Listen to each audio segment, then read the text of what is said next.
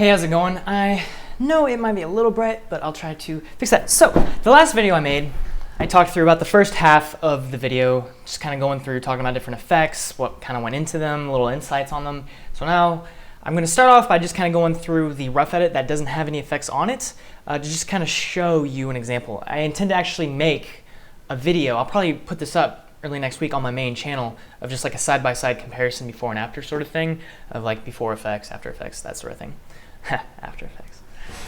But for now, let's go ahead and check this out, and then I'll talk about the second half of the video. I'll try to keep this short because I have to get going. As you can see, like there's kind of nothing really in my room anymore, so, and I need to go, so I need to upload this before I go.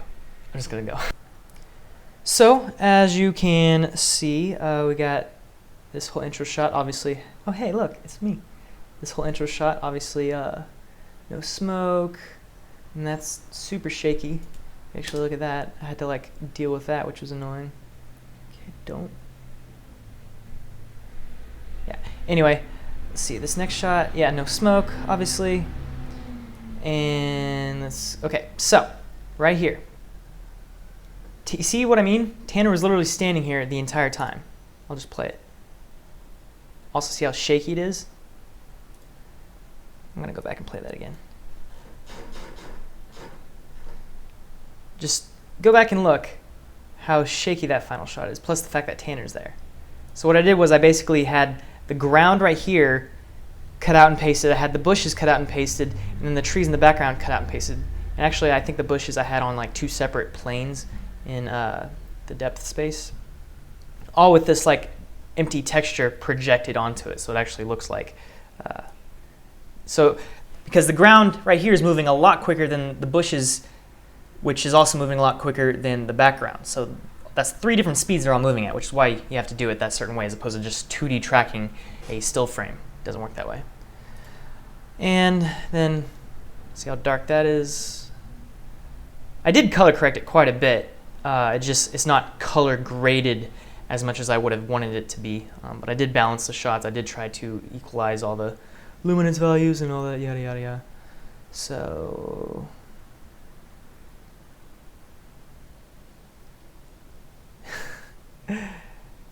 now we're here, and okay, and that's what I mean. See how the orb was there the whole time, and he took it. I hope it's not distracting that you can like see me in the background here.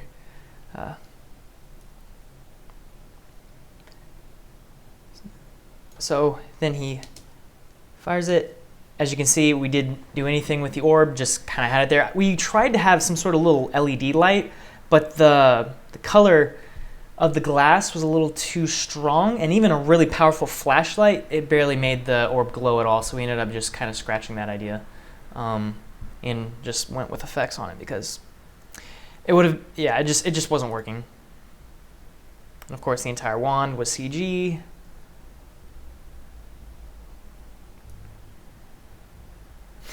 You want to see something really funny? Watch them react to the explosion. Yeah, so effects, no effects. And okay, here, if you've seen the breakdown, you kind of know how this one goes. RJ, again, is just standing there the whole time. And yeah, that's the raw footage right there. Backflip. So the slide was real.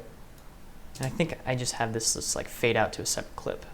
Yep, or cut to a separate clip. Also notice how shaky all of this really is, especially this shot. Super stabilized and creamy smooth in the final product. So that was real slow-mo.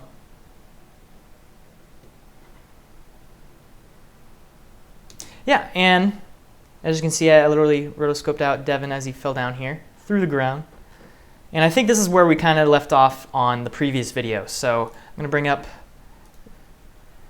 final thing. The effects. I don't want volume high.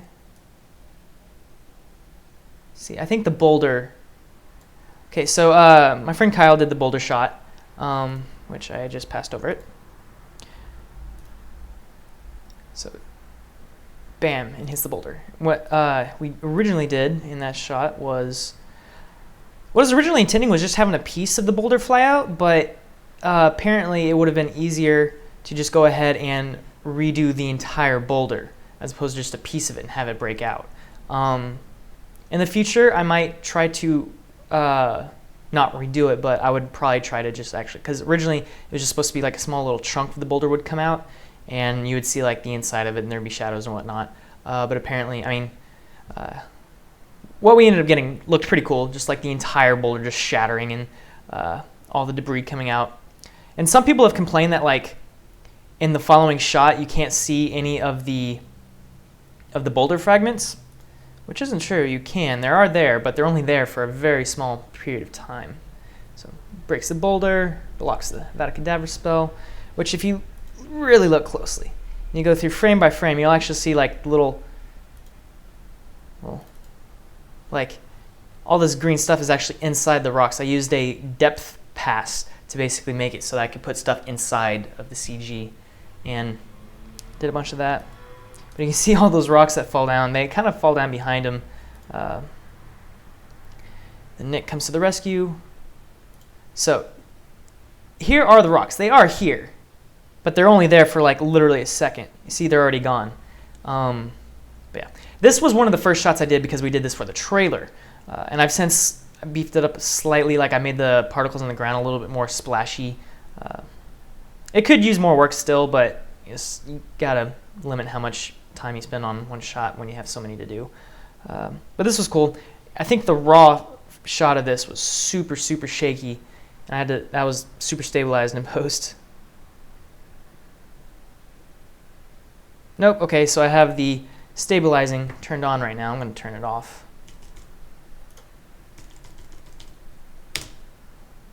Let's see, was it this shot? Here we go. Effects, controls. Let's turn off warp stabilizer. Go back to the.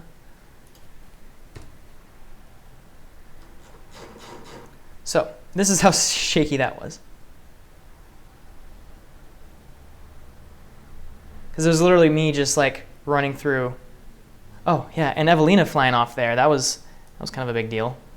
Because I had to pretty much replace her entirely out of the shot using the same method I talked about earlier with Tanner. So right now, in the final shot, she is gone. But what made this whole projection shot hard is I had to project a texture onto the ground all the way off into like the horizon about right here, and several planes that I could project the bushes onto. So, and that's what I did. I just had like feathered planes that I projected parts of the bushes on so that you get like proper parallax. And of course the background trees and the distant trees. All different planes that I'd project onto to make sure that she was painted out of the shot. So much work just to make sure that she could disappear. It's kind of crazy. Which I can show you. I'm going to make this go away. Do you want to download it? No, I don't. I like it the way it is right now. Thank you very much. So, all those spells, bam, flies away. So as you can see, she's gone. I mean, there's a lot of smoke kind of covering it up, but you would be able to easily see her if I was just to put the smoke on top of her. And yeah.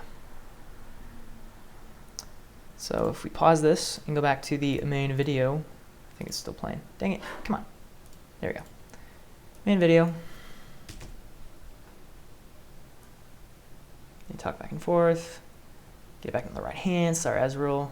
I know you're playing around. He's like, oh, we'll see about playing. So then, this was an interesting shot because we filmed it in 2 parts. I think it was actually we filmed it in 1 part. Let's see if I can go through and find the original footage. Can I do that? So yeah, he jumps around, and then Evelina comes running out. So I had to composite this all into the shot. So I had to basically cut her out of the entire thing and make it so that she landed where she did way earlier. And I did that again. Oh yeah, and then she fell over. I did that way earlier too. So like he turns and then she lands about right there. And so then she does the whole thing. And then I had to actually paint her out running into the shot later. So just, yeah, one of those things. Let's go back to our final thing.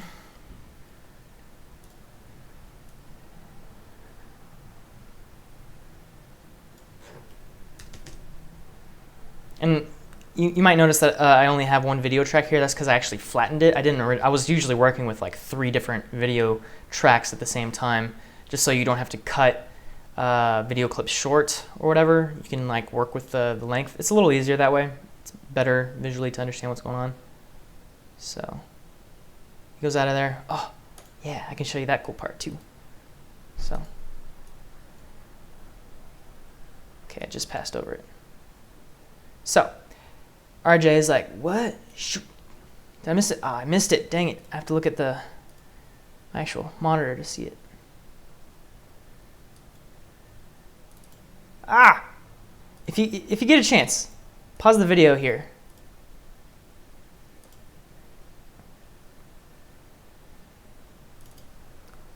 There's a bit of a skull with a smile, just this huge smile. Let's see if I can catch it this time. There it is.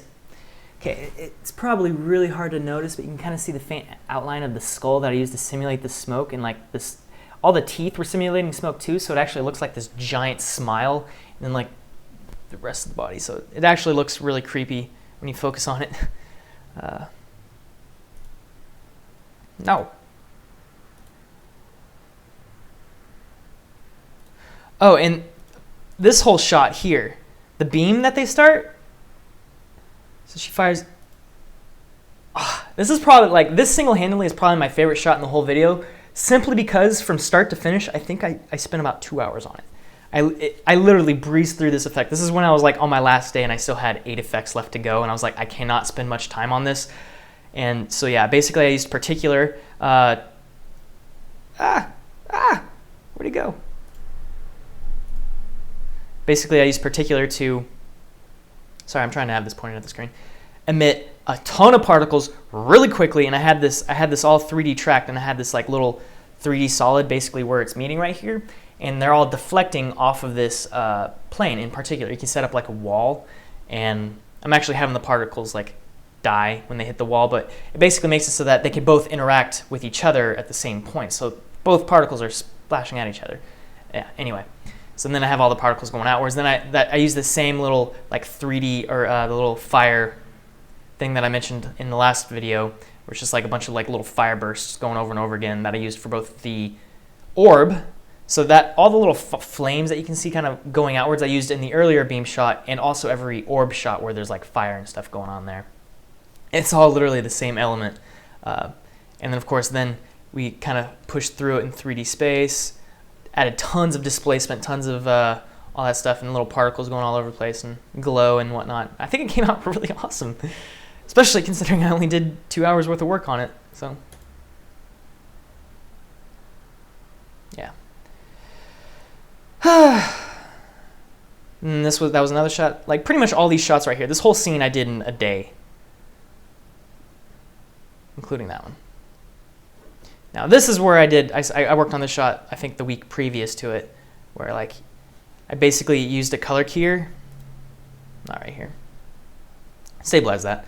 I used a color keyer to basically isolate only his skin tones, and then I desaturated all that. And then I tracked in, I found a bunch of like blood vessel images online, and I think they're, yeah. Anyway, so I basically just kind of tracked them all. I used Mocha for all the tracking for just different spots. I had to track individually like this part of the face, this part of the face, this part of the neck, this part of the neck, and this part of his chest all separately to get it to track normally. And yeah, his eyes are normal here-ish. They're starting to get really like faded, low contrasty, but like I made all the skin around it like really dark and blood vessel-y. And you'll notice right here, his eyes are going to blink out of it. See? Small little detail like that. Just like, huh? So then he overcomes it. This was a really hard shot because there's not really too much easy stuff to track through the whole shot, because his jacket here kind of covers up a lot of this stuff at the very beginning when he drops down, so I had to hand track a lot of this too. But then he's like, okay, time to concentrate, and yeah. So it starts going away. Then, okay, that smoke shot right there, I wish I could have redone. It was one of those that I did in a day, and I wasn't really happy with how it looked. I thought the way he comes in was awesome, but then when it starts poofing out like that, I was like, oh, dang it. I wanted more wispiness, and it's because I didn't have any turbulence in the simulation, so it just all is like super bulbous and going outwards. Oh well. And then so he brings out the wand, and then he brings out the orb, because the idea is that he doesn't have any idea what the orb can do. He was kind of thrust into a position without being prepared for it. And so he's like, well, okay, you got a wand. I don't have a wand, but I have this thing, so you can't attack me with a wand. And he knows it. We don't know how much he knows about it just yet. I mean, the audience doesn't know how much he knows, but he obviously knows something, because he's like, okay, well, I'm not going to fire a shot at you. He didn't see Leo's wand die earlier, so he brings out the... I like that shot quite a bit, especially with the sound effects. Yeah, I made a little custom smoke sim for that coming out of his hand.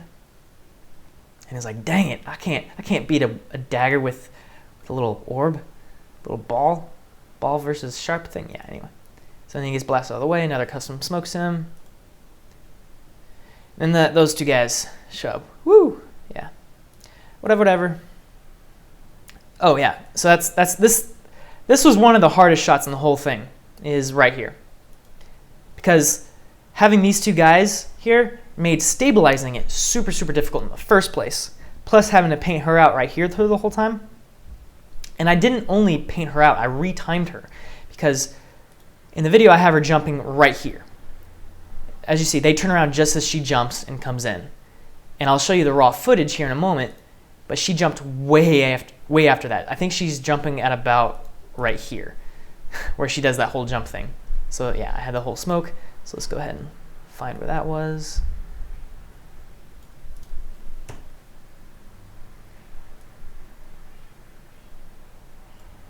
So,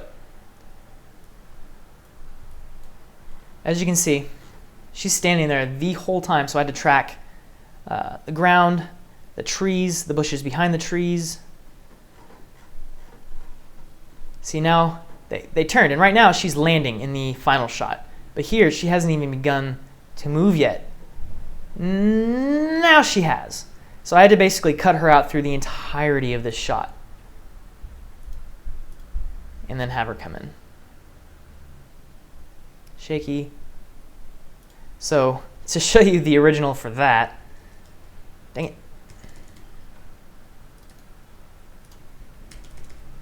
So this is what we did for the original version of that. So I come in,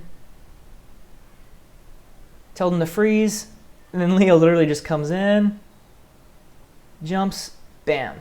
So I had to retime that whole thing as well. I basically had to cut him and then re-3D track him into the shot like he was actually there, even though he wasn't. And yeah.